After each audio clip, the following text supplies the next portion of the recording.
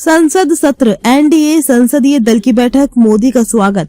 रिजिजू बोले, अमेरिका से trade deal ऐतिहासिक। कांग्रेस सांसदों की भी मीटिंग। अमेरिका में ट्रेड डील पर मंगलवार को प्रधानमंत्री नरेंद्र मोदी का एनडीए संसदीय दल की बैठक स्वागत किया गया। केंद्रीय मंत्री किरेन रिजिजू ने कहा कि यह अद्भुत और ऐतिहासिक है। कांग्रेस के लोकसभा सांसद भी संसद परिसर स्थित कांग्रेस संसदीय दल सीपीपी कार्यालय में बैठक हुई। सोमवार को लोकसभा में विपक्ष के नेता राहुल गांधी ने भाषण के दौरान जोरदार हंगामा हुआ था। उन्होंने पूर्व आर्मी चीफ जनरल नरवणे की अनपब्लिश्ड बुक का हवाला देते हुए कहा, 31 अगस्त 2020 को 4 चीनी टैंक लद्दाख बॉर्डर के पास पहुंच गए थे।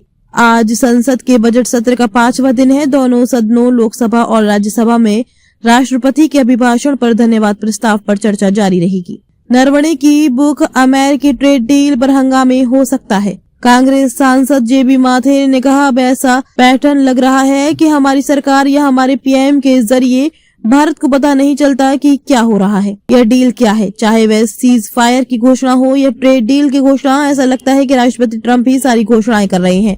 तो क्या हमने राष्ट्रपति ट्रंप और अमेरिका के सामने पूरी तरह से सरेंडर कर दिया है? क्या हमारी अपनी कोई पहचान नहीं है? माथे ने कहा कि हमें कई चीजों पर क्लैरिटी चाहिए, क्योंकि राष्ट्रपति ट्रंप कहते हैं कि भारत रूस से नहीं बल्कि वेनेजुएला और अमेरिका से तेल खरीदने वाला है। एग्रीकल्चर सेक्टर को खोला जाएगा तो हमारे किसानों की सुरक्षा क्या है?